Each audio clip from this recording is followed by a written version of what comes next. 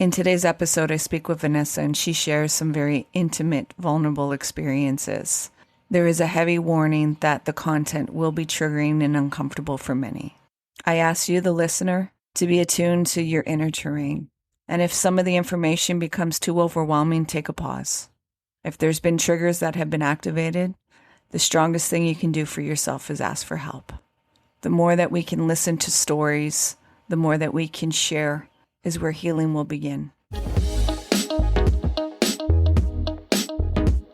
Welcome to the Lift Oneself podcast, Vanessa. I'm thankful you're here with me. Happy to be here. How is your heart doing? I feel okay today. I don't feel okay every day, but today's I feel good, I guess. What can you thank COVID for? I thank COVID for making me spend more time at home. I was always running around a lot, trying to distract myself. I had my kids in way too many activities. They were starting to hate it. So it made us stay home more, cook at home more because I was eating out a lot. Honestly, the older I get, the more antisocial I've become. So it was kind of nice to have a reason to stay away from people or to tell people to stay away from me. So, oh no, I can't come over COVID. So yeah, I guess I'm thankful for that. It's just kind of grounded me, forced me to just stay in one place because that was very hard. So yeah, it's forced me to stay still because being still was very hard. I just want to go so I don't have to think about stuff and I don't have to deal with stuff. I could just keep going and every now and then it's like I crash and burn and I just have to sleep all day. I do a lot of grief groups and for my daughter who passed away, and I hated going to them. They were on the property of CHIO of the Children's Hospital. I hated having to drive to that parking lot. It gave me anxiety every time. So now I do them online and I enjoy them so much better. I know some people don't. Some people like to get out of the house and actually go and be in a different environment. But I love not having to get dressed. I just throw a sweater on over my pajamas and, I'm in the comfort of my bed. Because yeah, leaving the house a lot of times was just giving me anxiety, just the thought alone of leaving the house, of having to deal with outside, whether it's me living in Quebec and having to deal with the racist, rude French people, or driving and having to deal with people who can't drive in the road rage. Just all that was giving me such bad anxieties. And I started to hate leaving the house, but I would always leave the house to keep busy. Today, we're going to speak about pregnancies and the miscarriages, stillborns, or loss. And these are experiences that you have had, even also grieving the loss of your adult child. Today, we're going to speak up to all the women that are going through, may have gone through, or possibly will go through the experience of pregnancy or trying to get pregnant. Could you share your experiences of what you've gone through with the loss of your pregnancies? I'll start with my first loss, which was in the year 2000. I was pregnant with twins around, I think it was maybe 28 weeks. They told me that one of my twins had passed away. So I had to carry that baby till term because they were scared if they tried to remove him that it would harm my other baby, my daughter. I gave birth to her. Then I gave birth to the twin, and they just put him in a metal bowl and left it in the corner of the room, like it wasn't a big deal. I didn't have anyone come talk to me. I was also by myself. Her father was incarcerated at the time. My sister was at home watching Kiana. This was my second daughter. I had a friend with me, but my friend had just given birth to her baby. They wouldn't let her stay in the room because she had a newborn baby with her. So I was by myself, holding Charisse, my second daughter, and I was shaking, and I just kept staring at that bowl. And then finally, when my friend came in the room, I was like, please ask them to move that. Like it was just so, they just disregarded my baby like it was nothing. I didn't want to see it like him. It was a boy. So, I'm having my second child at 19. I was so excited to be having two. I had two of everything. I remember taking all my boy stuff and going to the maternity home that I lived at with my first daughter and just asking them who's having a boy, who doesn't have anything. And I just gave it to them. Yeah, it was hard. Like, it was hard for me to be around people with twins for a long time. I'd have a lot of nightmares. I'd have nightmares about like having two eggs on the sink next to the faucet and then one of them falling and breaking open. I would just, I just would have, and I went through, I definitely went through postpartum depression. I didn't realize then what it was, but now that I could look back, I know, like, I started like partying a lot. My second daughter was the one who I breastfed for the least amount of time. I think it was only 3 months. Then I started pumping all the time because I was always going clubbing. And then I started drinking. So then I would started just formula feeding her instead. And yeah, I was just trying to not think about it and not acknowledge it, because that's how they treated me at the hospital.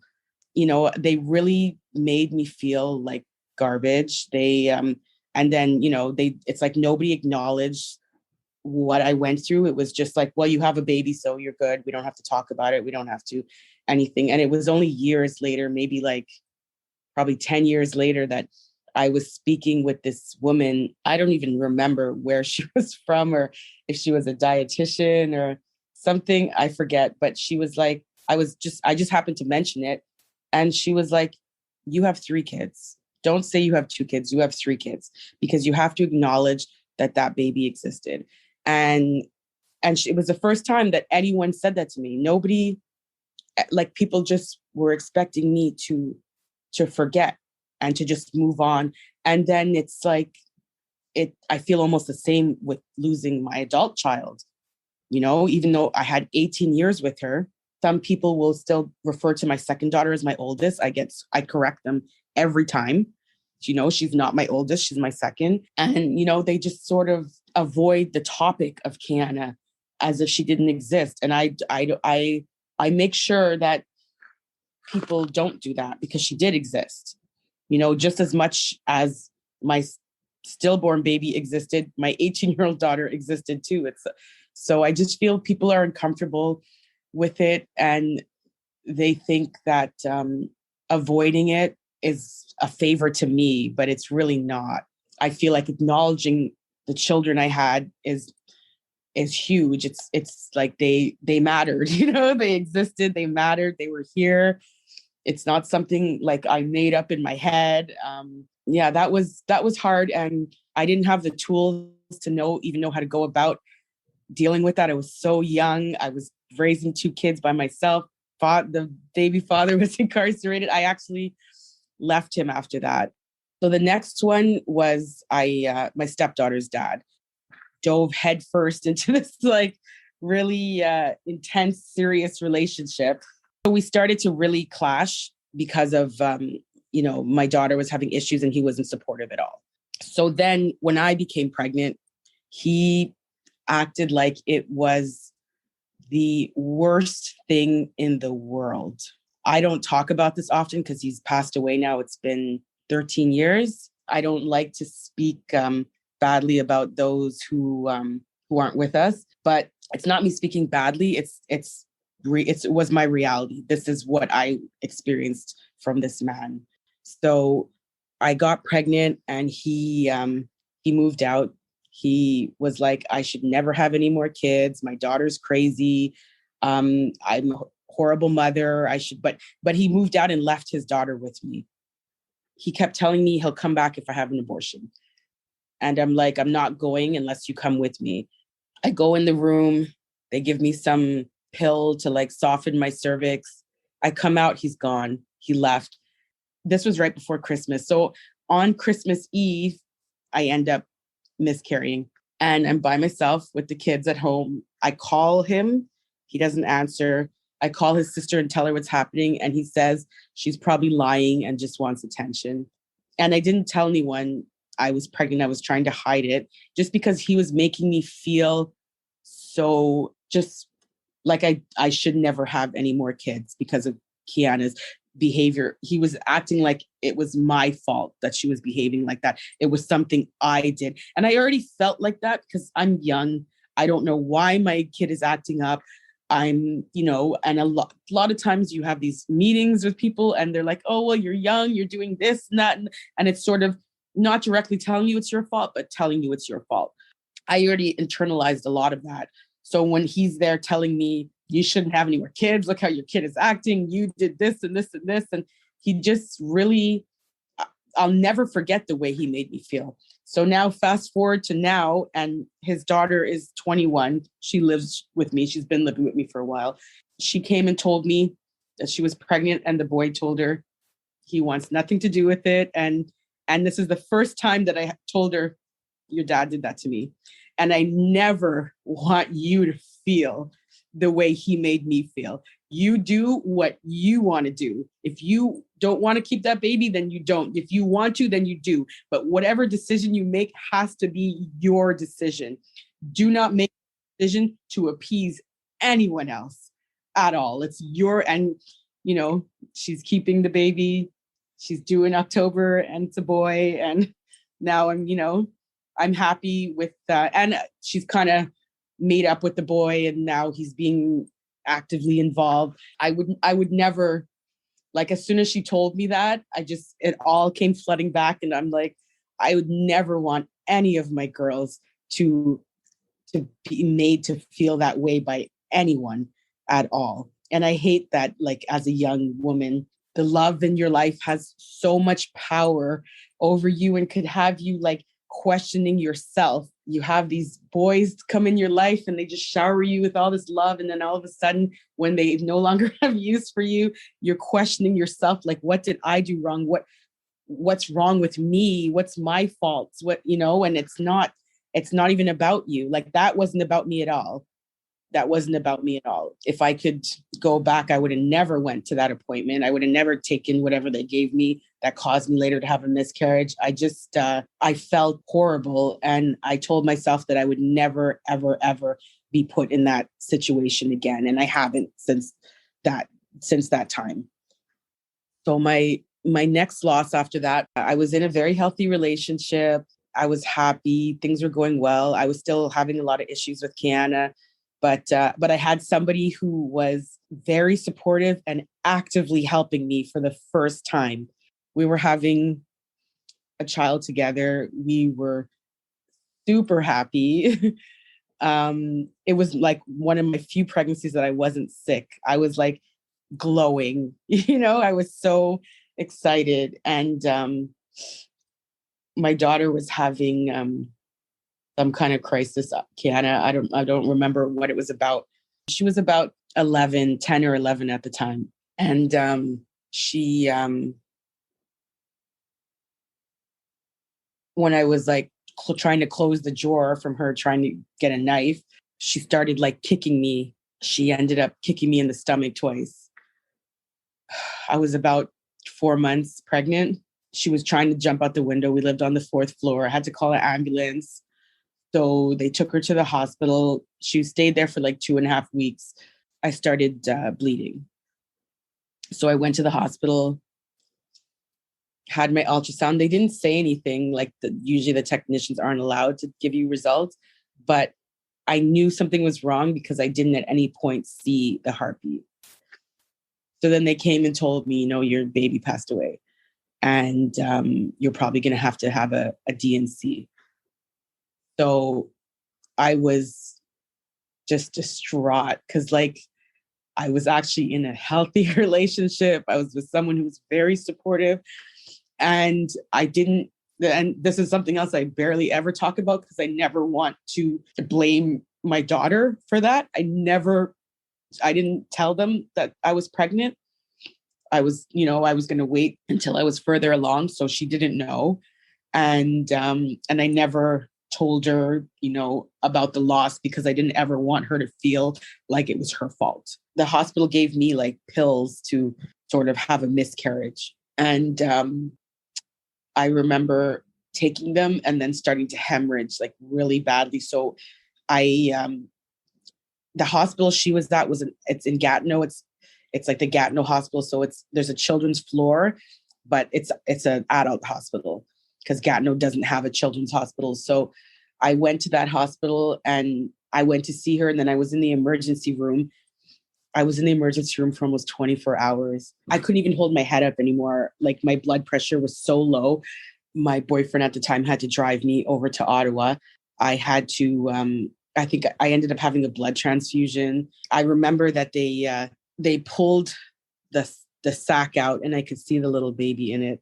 And I just remember like feeling like something dripping on my head. And I looked up and my boyfriend was crying and I've never seen him cry.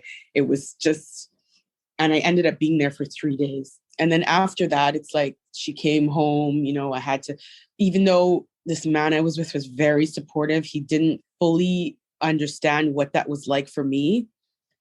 Like so many emotions, like my daughter, I can't get her behavior under control.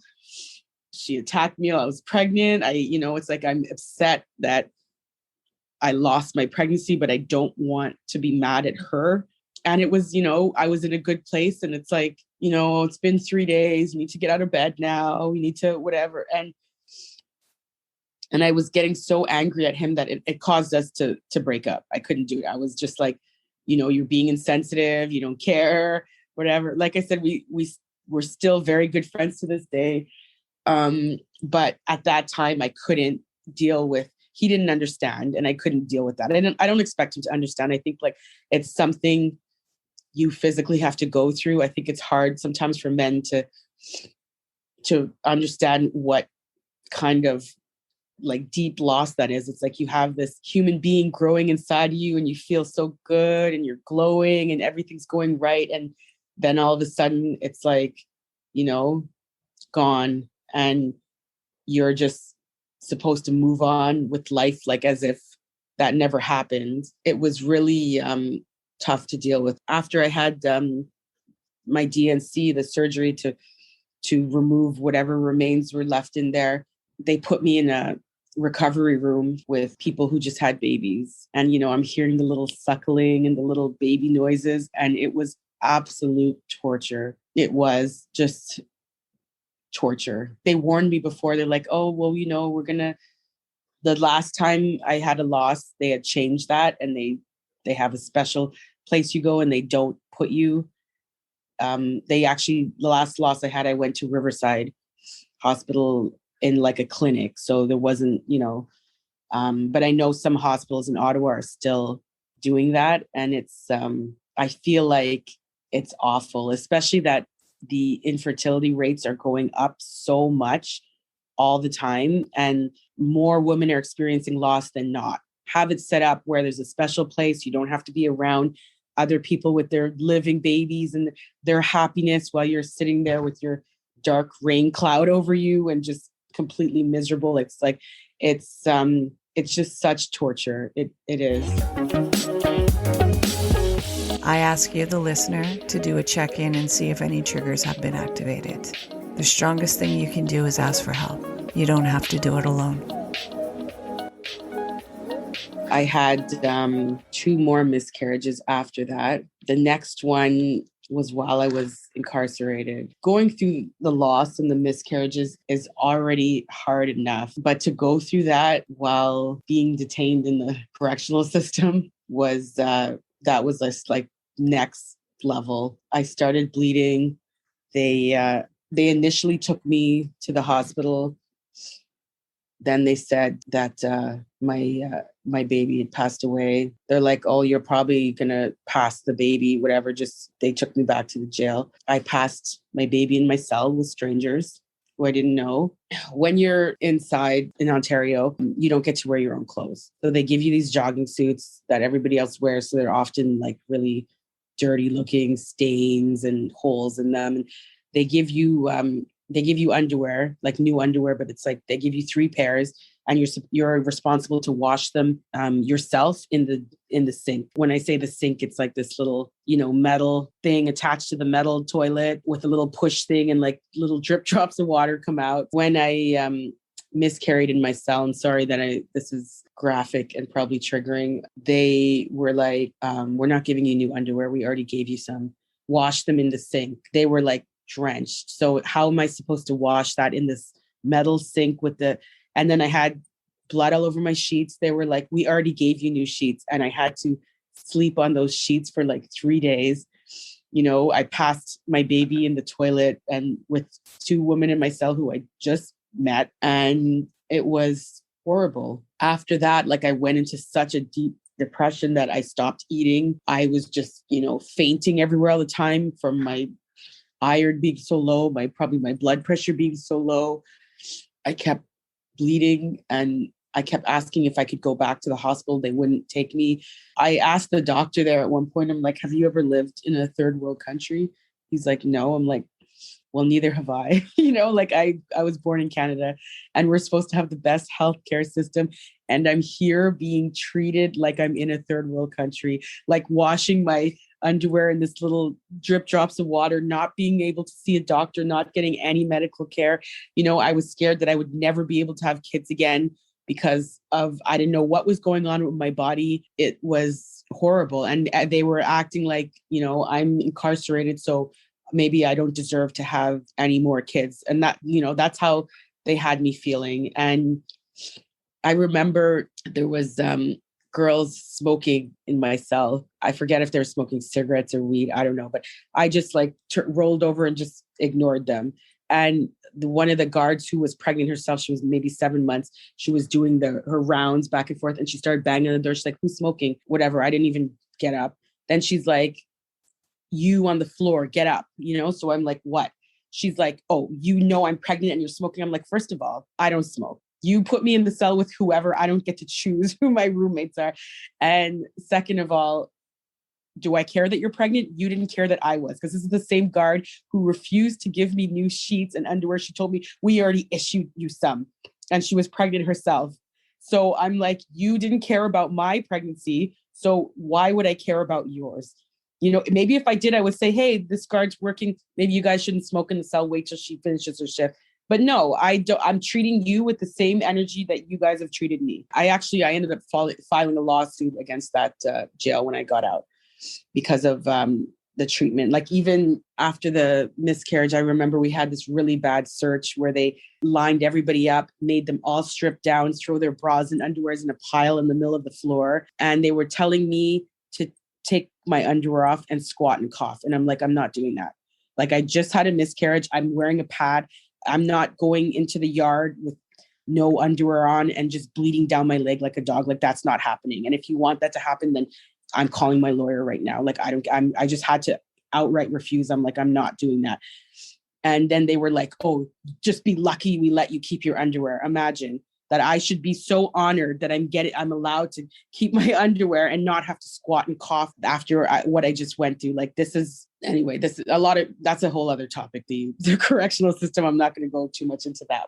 So I've had 6 miscarriages in total. I had one right before my 9-year-old. I went for a DNC. Then I still was like a month later, I was still really sick. I went to emergency room and got an ultrasound because I'm like, what? Because I did a test and it was still coming up that I was pregnant. They were like, oh, for some reason, the DNC didn't work. It's like happens to 1% of the population.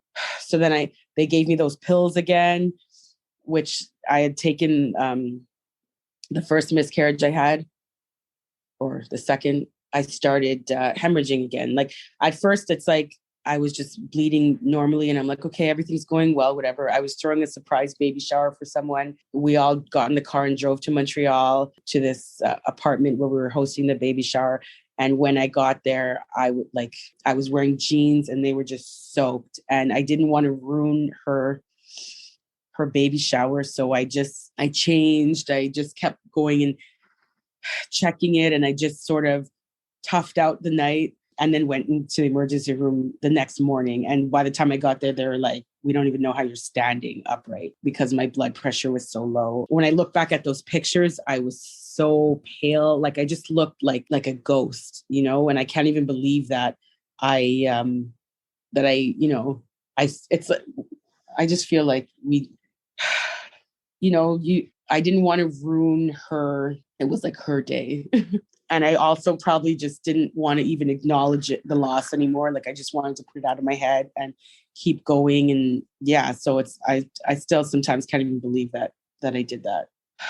I had my 9-year-old daughter. She's 9 now. And then when she was around 8 months old, was pregnant again. Again, I went for my routine ultrasound. They're like, looks like your baby died like 2 weeks ago. We don't know why you didn't have a miscarriage. I had to make an appointment for a DNC. So I lost my oldest daughter 2 weeks before I had my youngest. It was very sudden. I was talking to my second daughter, Charisse, and I'm like, did Kiana come home yet? She's like, no. I'm like, well, she was at the movies, but it should be done by now. She should be home soon. Then all of a sudden, Charisse started calling me back. She's like, Kiana's friends just called and said that she stopped breathing. So her friends are on the phone, all frantic. And I'm like, she has serious asthma all her life. She'll probably have to be in the hospital for a bit, but she's going to be fine. This happens a lot. The whole time I was like telling myself, no, she's, this is just whatever. She has her attacks. She stays in the hospital for a few days. She comes out. We're fine. But no, I called my ex and I'm like, something's going on with Kiana.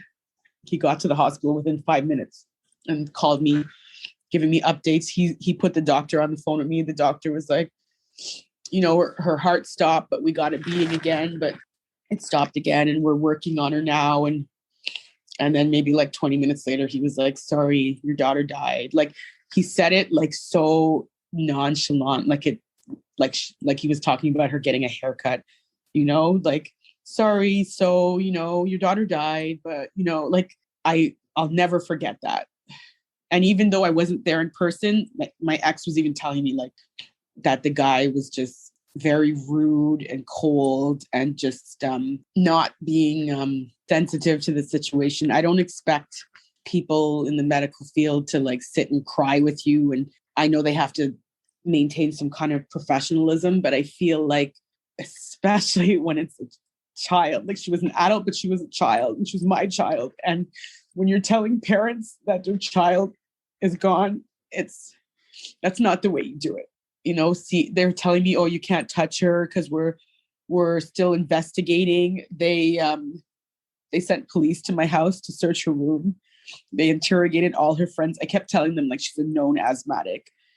And they treated it like it was a drug overdose and like it was something criminal. They were telling me I can't touch her. I'm like, you're not going to tell me I can't touch my child. They left her with like one eye open. There was a tube coming out of her throat and there was blood coming out of it. And I'm like, how dare you leave my child like this? Like it was a lot. It was a lot.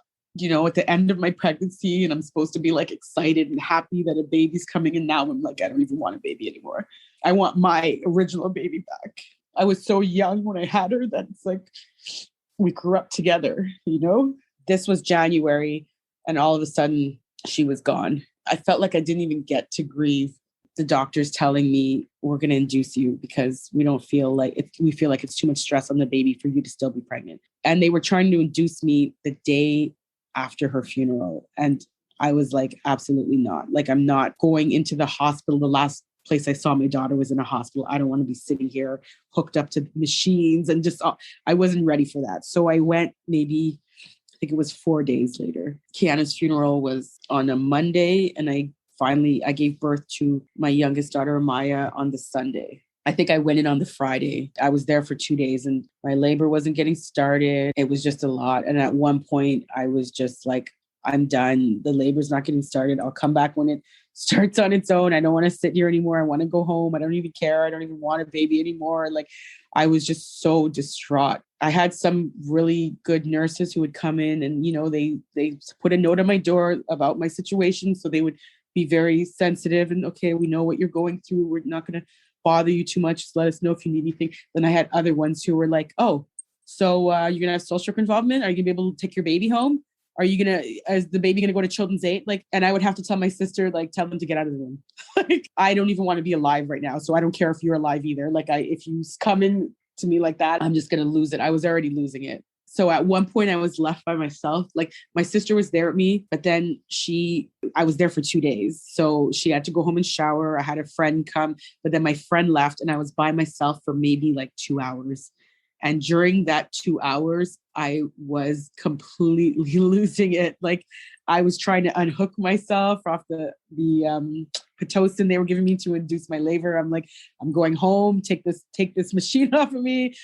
I had enough. I don't want to be in a hospital. I don't want to hear these machines. I'm going to go home. I'm like, I'll come back when the baby comes, but I'm not staying here anymore. And then I ended up having Amaya like maybe 20 minutes after that, after I was trying to unhook myself. Like she just came out really fast. I ended up hemorrhaging.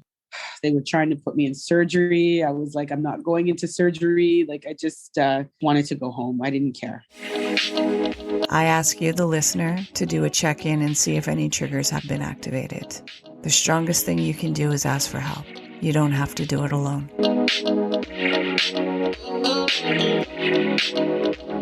And it was hard. It was like, I went through this with my labor with Charisse, where I had a baby and I was happy that I have my baby, but I have the twin sitting in a bowl in the corner, and that was very hard. But this was not even comparable. It was just like my world literally revolved around my oldest daughter, Kiana. She was the most special to me. You're not supposed to have a favorite kid. Not that she was my favorite, but she was the one I was worried about the most because she had so much going on all the time. When I came home with Amaya, there's a part they all have the same Anne Getty's baby book, just different versions of it. And there's a part in the first couple of pages that says how I felt when I brought you home. And Amaya's is still blank because what was I supposed to write?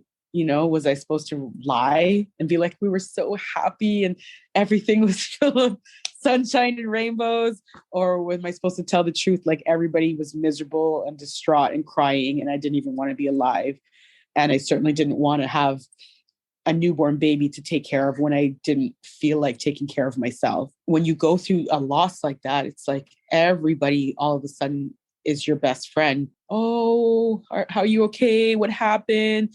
Could I do something for you for like maybe 2 weeks? By the time I had Amaya, it was just crickets. Nobody was around. And I would sit there and just cry. Amaya would be crying. I would just be crying. Like I don't even barely remember the first year of her life. Like I managed to get through somehow, but I don't remember how, and sometimes I look back at pictures and I'm like, when was this picture even taken? Like, I don't even remember this day. It was like I was in such a fog. I just was going through the motions, but it was like I was sleepwalking. And I feel bad that Amaya had to be born at such a sad time. It was a lot. And you know what I'm going to say for anyone who has people around them that go through something like that, don't avoid them or just, come around for a bit, then go on with your life. Like little things, like if somebody would have just brought me a home cooked meal, or something so that I wouldn't, because I had kids I had to take care of still. So grateful that I had that 18 years because with all my other losses, I didn't even have that. So I had 18 years with her. She was just so outrageous. She was like the definition of marching to the beat of your own drum, and I got used to crying. Like I would cry with sunglasses on so that people wouldn't see I was crying. I would walk around the grocery store crying, like I was just always crying. And I was someone before who never liked crying in front of people. I didn't like when people cried in front of me. It made me feel very awkward. I would see it kind of as a weakness, like, get over it. Just stop. Like that's when I really started to be like, okay, I'm sad and that's okay. Cause that's what it is. Like something sad happened. So I'm sad. I'm tired of being strong and being like, sort of like unbreakable where I just keep going and going and nothing can stop me. No, I'm like, this is like, I went through a lot in my life and this was something that I had to admit to myself. It was an obstacle I couldn't get over. I still struggle and that's going to be a lifetime struggle. There's not going to be a time that I'm not sad for losing my daughter. There's not. I'm just learning how to appreciate the happy moments, even if it's only 20 minutes of the day that was happy. I really appreciate those happy moments. The advice I would give anyone who has people around them going through this or even going through this themselves, that just be with people, like present in their sadness. That's it. There's no nice thing to say to make you feel better. And that doesn't exist, any sentence that starts with at least, no, it's probably going to be offensive and hurtful. Like there's no at least. That's what I was going to ask you. I was going to ask you, how can a family or friend support a person that's gone through this kind of experience? Just be present with them. Just like listen, ask them how they're doing, ask them if they want to talk, and let them talk and listen. Or sometimes just sit with them. I bring people food. You forget to eat or you just don't feel like eating. So I'm like, you're going through some stuff. You don't want to cook. You don't want to eat. But it's here. You're hungry. It's there. It's heated up. It's just little things like that. I feel like make a huge difference. Nobody wants to hear, you could try again. You're still young. At least you have other kids, or at least it was early in your pregnancy, or at least you had 18 years with her. Like no one ever wants to hear that, And I know, and I used to be like very spiritual. I was raised Catholic, then I converted to Islam. And after losing my daughter, I didn't want to hear I don't want to hear about, well, God just took his angel back because she wanted her to be so close. No, she was my angel. Maybe for some people that's how they see it, but I don't expect people to understand if they haven't been through this type of loss themselves. I wouldn't want them to fully understand, but you at least have to admit to yourself that you don't understand. I don't understand what you're going through, but I'm going to be here, like present with you. Don't say, oh, I understand. I know. You don't. People want to know, like, okay, I'm not alone. You've been through this too. But you have to know when. Sometimes it's like, no, let them be present and it's about them and not you, so you don't need to mention that whatever you went through. It's like, I'm here for you. This is your time. I'm listening and I'm just here, physically just here. I keep it real. That's how I protect my mental health. I don't make excuses. I tell people as it is. I can't do today. I can't do outside. It's one of those days I have to stay home. I have to just relax. I listen to a lot of meditations. I do my yoga, and there's days that's what I have to do, and that's what I do. And I tell myself that I don't try to push through things anymore. I don't say, oh, it's okay, I got this, I could do it. No, it's not. Or that fake it till you make it. No, I'm not faking anything. I'm keeping it real. And this is the most real I've ever been in my life. Like and then, there's times that people say stuff and before I would just let it slide. And now I tell people, you see what you said there? That's offensive. Don't ever say it again. And if you do, I'm going to have to say goodbye and not talk to you anymore.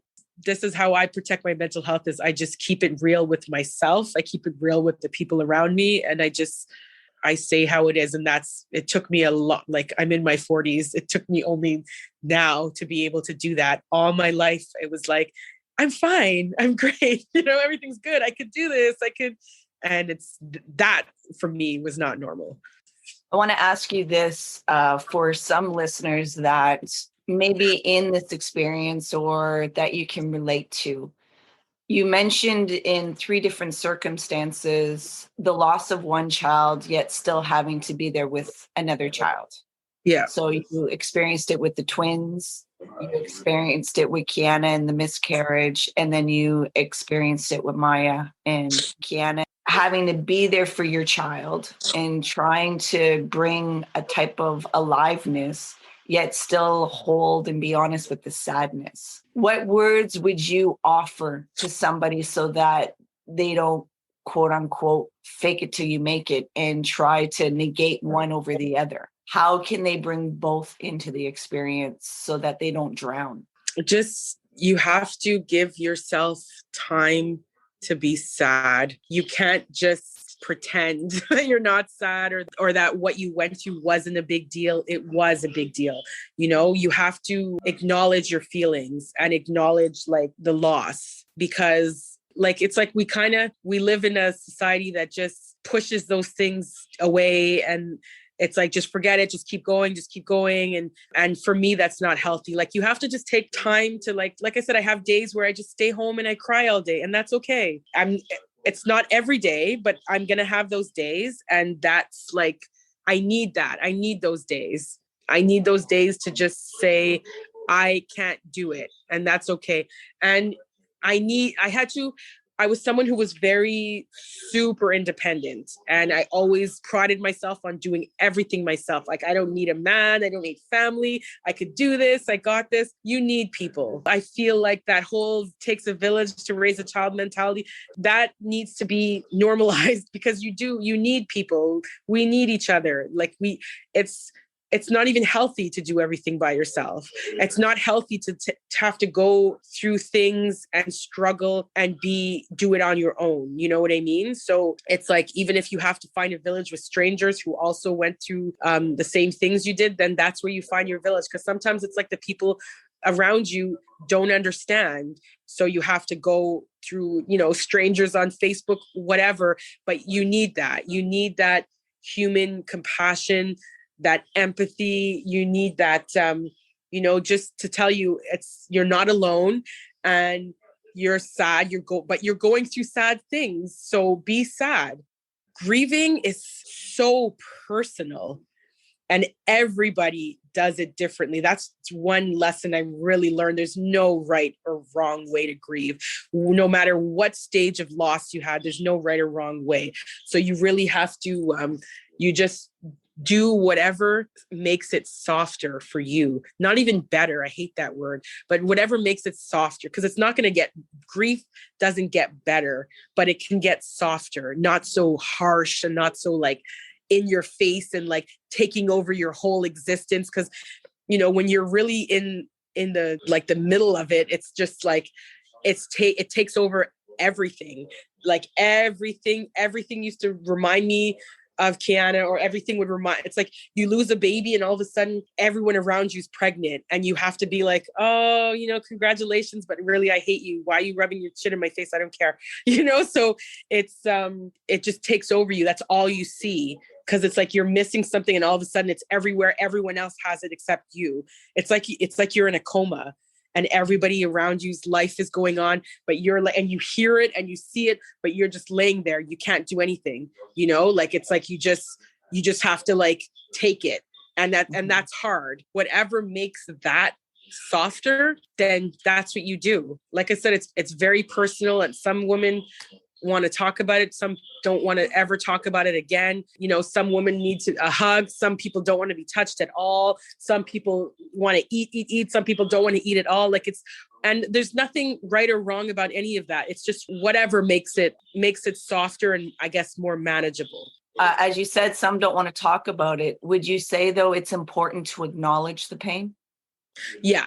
For me, I went long without talking about a lot of things. Like I said, I never used to talk about what I went through with my stepdaughter's dad. I never used to talk about, it's been so few times that I've spoken about the miscarriage I had when Kiana kicked me. I just didn't want to talk about it. I barely want to talk about my childhood. Like, I grew up in such awful conditions, and I would just lie all the time and act like, oh, it was okay. Or I just wouldn't talk about it. And a lot of people would be like, you never talk about your parents. Yeah, I don't, but now I do. And I feel it's definitely important. It's not for everybody. If you can't talk about it, write it down, journaling's great. I feel like when I write stuff and then I go back to it a few months later, I'm like, I can't believe I even had those thoughts. Like, I don't even remember having that go through my head. So it's like, you already know that you've gotten past a certain point that you don't even remember being that down and that sad and having those deep, dark thoughts. I used to write letters too, like to my parents, and then rip them up. Like, just write letters, like saying because I don't speak to them. And even when my mom passed away, I wrote her a letter and I put it in her pocket right before she got cremated, because I didn't have a mom. I really didn't. And she never took accountability for the neglect and the abuse that we suffered at her hands. I wasn't able to have a relationship with her as an adult at all. And so when she passed away, it was a lot of mixed emotions. It was like, I always told myself when that happened, I would feel relief that she was no longer here to torture us and to put us through hell like she was when she was alive. At the same time, I was sad because I didn't have a mom. There was no chance that she was going to all of a sudden take accountability, to apologize, to try to make amends. That's not going to happen. It's over, And so that was hard. I felt better that I wrote her a letter, telling her like I needed a mom and you weren't there and you were supposed to protect me and take care of me and you didn't do those things. I had to learn how to do them by myself, and so much by myself that I became like super independent that I didn't even want anyone helping me. I pushed everybody away and just tried to do everything myself all the time. And that was so toxic. I ask you, the listener, to do a check-in and see if any triggers have been activated. The strongest thing you can do is ask for help. You don't have to do it alone.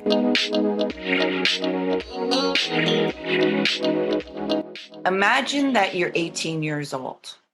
What are 3 words you would tell yourself? It's okay to ask for help. Yeah. I want to acknowledge you and give you appreciation and tell you I appreciate you. And Thank you. I want to tell you the reason why I see your strength and what strength means for me. The strength that I see in you is that you continuously choose to show up and you continuously choose to have a kind heart and a gentle heart. That is strength. And to be honest and stand in your truth and supply what it is that you need, that is strength. To still acknowledge the pain that has gone through and not push yourself away, not disconnect from yourself, that is strength. So I really want to thank you for sharing such intimate details of your life that you don't allow many to enter in, and you're sharing it so publicly. As we had the discussion, I know it was in a sense to empower others that they're not alone, that you're actually using this pain as a gift to empower others so that they can show up for themselves. So I thank you, Vanessa, from the bottom of my heart. I appreciate you. I truly do. I truly Well, do. thank you for inviting me to be able to share this on your platform and, for everything you're doing. So Thank you. Is there anything that you would like to share with the listeners? take care of yourself. Don't let anybody tell you how you should be feeling or how you should respond to whatever life events you're going through, whatever loss. Like I said, there's no right or wrong way to grieve. It's very personal. You get to dictate that. They're your feelings. That is warrior work. So you are doing warrior work, my love. Thank you. Thank you so much for having me. We are here doing a second recording.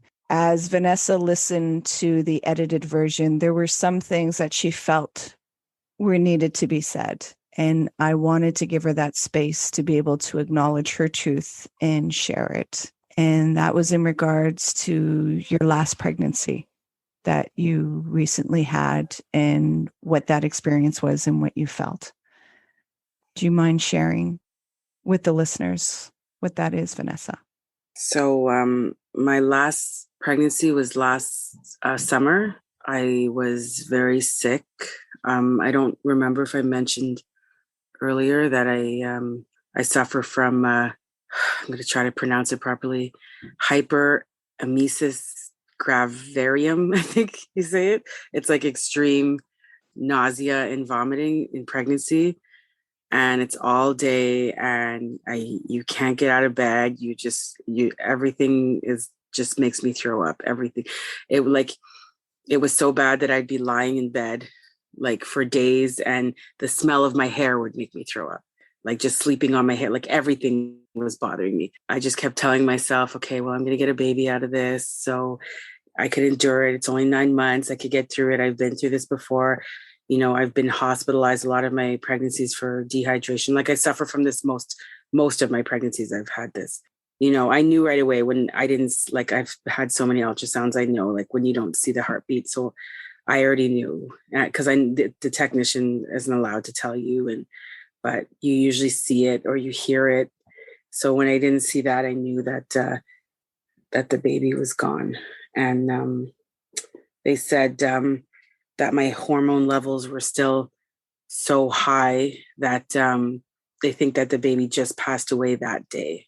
It was the day before Kiana's birthday. So it's already a very hard time of year for me. And I remember I had to go get a CAT scan because they wanted to rule out appendicitis because I was also having a pain on my side. The technician was like, "Is there any chance you could be pregnant?" And I was so like, that just completely depleted me. You know, it's like you couldn't take the time to just read my file. They literally just told me your baby died, probably just died today. And they wheeled me into this room for this man to ask me if there's a possibility that I could be pregnant.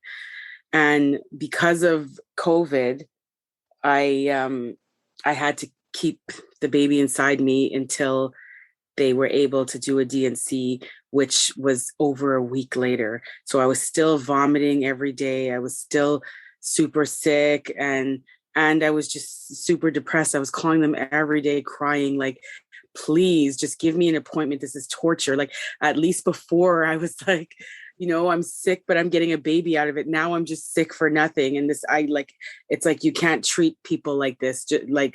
Just give me an appointment. I don't understand. And then I asked them to tie my tubes, and they're not doing that because of COVID either.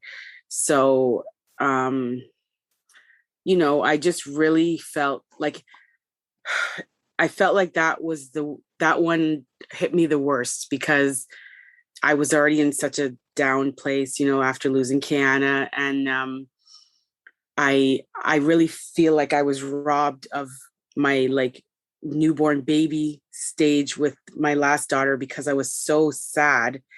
I barely remember the first year or two of her life. Like I was just sleepwalking through her life. So I really was excited to have another chance.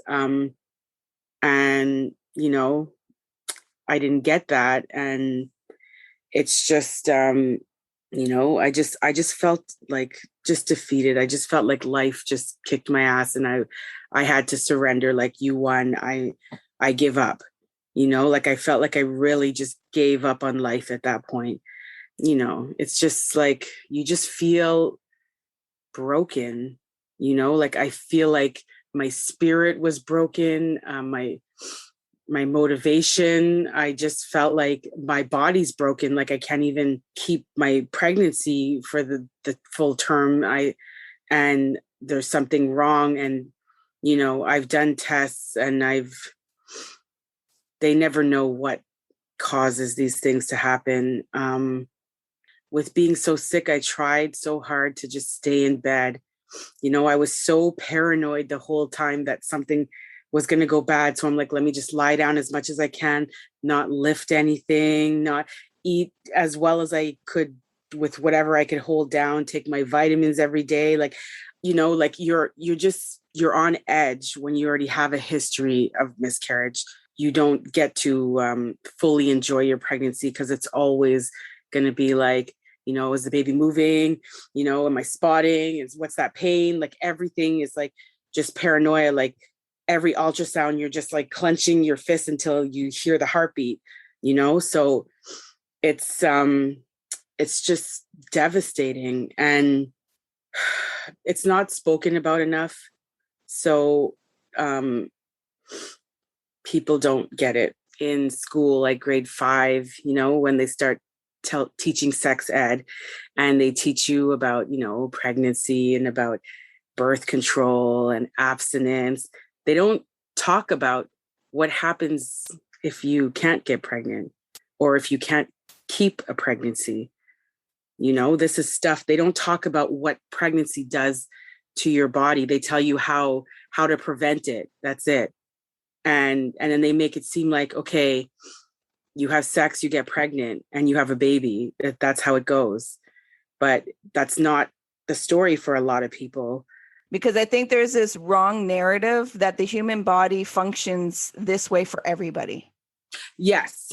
And fertility is another thing that I think has been placed on women, that that's the only way that they can find their fulfillment. And when their body isn't able to access that, then there's a real void in women. They have a real issue with identity and a relationship with themselves and a relationship with the body. Therefore, I think the narrative also has to change, that pregnancy isn't for everybody. And we aren't opening up the dialogues that, you know what, human bodies, they function differently. If you're not able to conceive a child through your own body, it doesn't rob you from being a mother. And I think that is the discussion to come into understanding every human body develops differently. And this narrative that everybody can do the same thing and create life, it won't always look the same for everybody. And I think that's, for myself, where I would like to see these discussions go into, because that's what's lacking. And that's where people are beating themselves up, because there's a narrative that if my life doesn't measure up to this story that society is given, then there's something wrong with me. I hold you in your pain. I see you. I witness you. You have gone through a lot. You are a warrior. You're a warrior of still showing up in a world that everybody wants to be. Oh yeah, you don't have a choice. We always have a choice. Yeah. And, suicidal tendencies, when you have this much pain going on, people have no idea the internal struggle of it. It hurts to get up. It hurts to have this narration bombard you all the time. I want to acknowledge you in that warrior work for showing up. People don't understand unless they've experienced pain how the inner terrain can be. And people want to write off of, oh, this and that and that and this. And it's like, if you were in touch with your own inner terrain, you would have understanding for other people. Because you'll understand that, you know what? There's certain experiences you didn't have, and you really don't know what people are navigating through. This is where the space is of just listening, having a space of allowing people to reveal their pain and not be shunned away, allowed to be seen. Thank you very much. It's not the easiest stuff to talk about. I'm just grateful that I'm able to still to share with other people, and people could not feel so alone. I feel like a lot of women suffer in silence when it comes to infertility. And yeah, I agree with you that the talk about adoption and surrogacy and all these things, like as options, as realistic options, or not wanting to have kids as a realistic option, needs to be spoken about more. Thank you for making it all the way to the end. And as I mentioned at the beginning, this conversation may have brought up triggers, discomfort. Know that there's help out there. And the strongest thing you can do for yourself is to ask for it. You don't have to do anything alone. I appreciate you being here and sharing the space of conversation so that we can erase the stigmas surrounding mental health. Please subscribe to our podcast, and where possible, leave a review. Until next time, remember, be kind and gentle towards yourself. You matter.